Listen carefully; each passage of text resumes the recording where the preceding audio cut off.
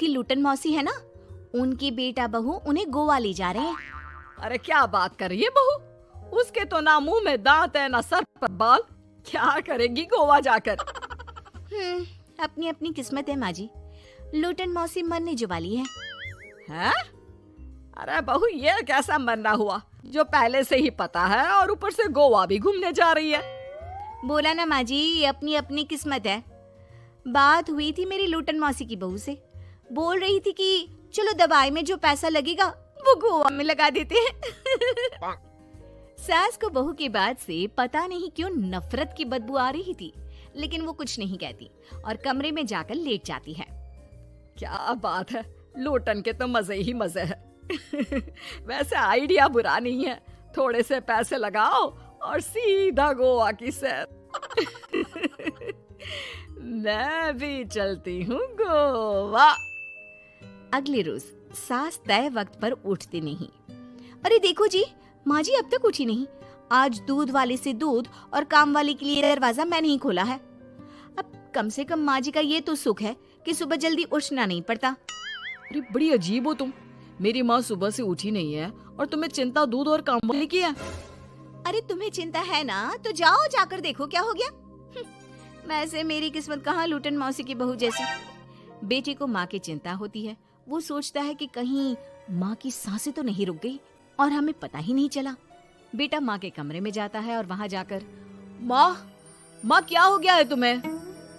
बेटा लग नहीं रहा कि अब मैं बचूंगी, लल्लन डॉक्टर के पास ले चले। अरे कैसी बात कर रही है माँ, तेरी तबीयत सीरियस है और मैं तुझे लल्लन झोला छाप डॉक्टर के पास ले जाऊं? ना ना ना। अरे तो कहाँ ले जाएगा बता दे, वहाँ एडवांस दे दिया है मैंने, वो क्या कहते हैं गूगल पे से। हैं? तूने क्यों पैसे दिए माँ? तुझे पता था क्या कि तू बीमार होने वाली है? सास को लगता है कि कहीं चोरी पकड़ी तो नहीं गई। वो हड़बड़ा जाती है और उसे पसीने निकलने लगते हैं। अरे माँ क्या हो गया, सर्दी में भी पसीने? लगता है तेरी तबीयत ज्यादा ही खराब है और लल्लन डॉक्टर पास ही में है, चल उसी को दिखा देता हूँ। माँ को लेकर बेटा डॉक्टर के पास जाता है, जहाँ माँ ने पहले ही पैसे देकर सेटिंग कर रखी थी। डॉक्टर के क्लिनिक में जाते ही डॉक्टर की ओवर एक्टिंग की दुकान खुल जाती है।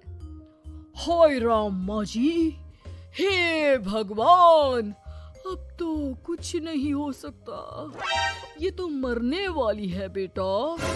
हैं? ओए डॉक्टर है इसलिए इज्जत से बात करूंगा, नहीं तो मेरी माँ को देखे बिना ये बकवास करने के लिए तेरे मुंह में घूसा मार देता।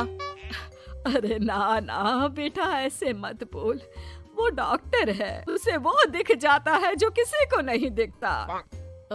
हाँ माँ शायद तू ठीक बोल रही है। डॉक्टर क्या दिखा आपको? हमारे डॉक्टर जी, जिन्होंने पहले से ही माँ से बोलने के पैसे ले रखे थे।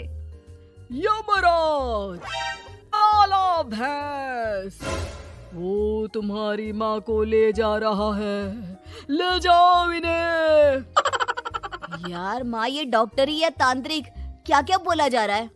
अरे बेटा वो डॉक्टर है, उसे वो दिखता है जो किसी को नहीं दिखता। इनकी हर इच्छा पूरी करो, क्योंकि यम नहीं चाहते कि इनकी कोई भी इच्छा को अधूरी रखा जाए। निराश मन से बेटा माँ को लेकर घर आता है।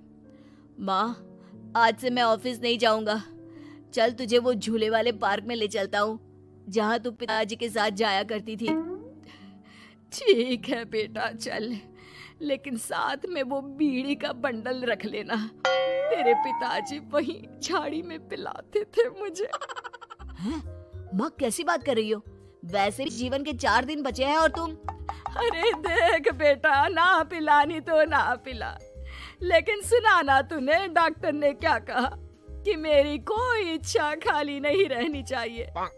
अरे वैसे बेटा 4 दिन की जिंदगी है, न जाने कब मौत आ जाए। माँ के मुंह से मौत का नाम सुनकर बेटा गंभीर हो जाता है, उसकी आंखें लाल हो जाती है। वो माँ का हाथ पकड़ लेता है। माँ को भी लगता है कि उसकी मौज मस्ती कहीं बेटे को डिप्रेशन में ना डाल दे। देख लल्लन का फोन आया था, बोल रहा था कि हो सकता है मौत ना भी आए, पर इच्छा पूरी करके रख दे, जब जाऊंगी तब तृप्त होकर जाऊंगी, क्यों? तभी बहू की आवाज आती है। माँ जी, आपकी फेवरेट गट्टे की सब्जी बनाई है। सास खाने के टेबल पर जैसे ही बैठने वाली होती है, बहू उनकी चेयर पीछे करती है और प्यार से बिठाती है। बहू शांत हो जाती है। वो माँ को बस देखती है और उनकी हर बात मानती है। रात को जब सास सोने जाती है तो, माँ जी, मैं आपके पैर दबा देती हूँ। आज आप डॉक्टर के पास गई थी, थक गई होंगी ना। बहू का प्यार देखकर सास को हैरानी होती है। वो समझ नहीं पाती कि जो बहू उनके मरने को अपना भाग्य बताती थी, वो आज जब सास मरने वाली है तो दुखी क्यों हो रही है। क्या सोच रही है माँ जी? यही ना कि मैं ऐसा क्यों कर रही हूँ। माँ जी, मैंने आपको हमेशा अपनी माँ माना है। माना आपसे नाराज होती थी, परेशान होती थी, आपकी बातें चुभती थी, लेकिन यकीन माने, प्यार बहुत है आपसे मुझे। सास बहू को गले लगा लेती है। अरे तू क्यों मोह में डाल रही है? आज नहीं तो कल मुझे मरना ही है ना। बहू रोने लगती है और वहां से चली जाती है। अब तो सास आए दिन कोई ना कोई डिमांड करती जिसे बच्चे पूरा करते। मुझे ना वृंदावन जाना है, कृष्ण की नगरी देखने। जी माँ जी, हम आपको लेकर चलेंगे। माँ, मैं कल ऑफिस से छुट्टी ले लेता हूँ। बेटा अब आए दिन छुट्टी लेता और माँ को घुमाता फिराता। एक दिन बॉस कहते हैं, रमन, क्या बात है? मैं देख रहा हूँ पिछले 1 महीने से तुम ना काम करते हो ना दाम, बस सारा दिन इमोशनल से बैठे रहते हो। ऐसे में तो कंपनी तुमको और नहीं रख पाएगी। मैं खुद ही नौकरी छोड़ने की सोच रहा था बॉस।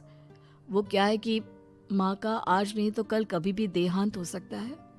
इतना कीमती समय मुझे तो पल पल उनके साथ रहना होगा। पता नहीं कब वो मुझे छोड़कर चली जाए। और बेटा नौकरी छोड़ देता है। माँ, मैंने नौकरी छोड़ दी है। आज से मैं तेरे पास रहूंगा। माँ जी, मैंने भी बच्चों का नाम स्कूल से कटवा दिया है। अब हम सब आपके पास ही रहेंगे और आपकी सारी इच्छा पूरी करेंगे। अब सास को लगता है ये तो कुछ ज्यादा ही हो गया। अरे बेटा, नौकरी नहीं करेगा तो खाएगा क्या? बच्चे स्कूल नहीं जाएंगे तो साल बर्बाद हो जाएगा। वो समझ नहीं पाती कि क्या करे, कैसे ये ड्रामा खत्म करे। बेटा, बहू, तुम लोगों से एक बात करनी थी। देखो, मैं ना बहुत शर्मिंदा हूँ, मैंने झूठ बोला था। मुझे कुछ नहीं हुआ है। वो तो ये बोलकर सास सारी बात घर वालों को बता दी है। ओ माँ, सच्ची? हे भगवान, मैं जानता था माँ को कुछ नहीं होगा। वाह माँ जी, ये तो बहुत अच्छी खबर दी। मैं तो हलवा बनाने जा रही हूँ। तुम लोग मुझसे नाराज नहीं हो? नहीं माँ जी, हम बहुत खुश हैं कि आपके मरने की खबर झूठी है।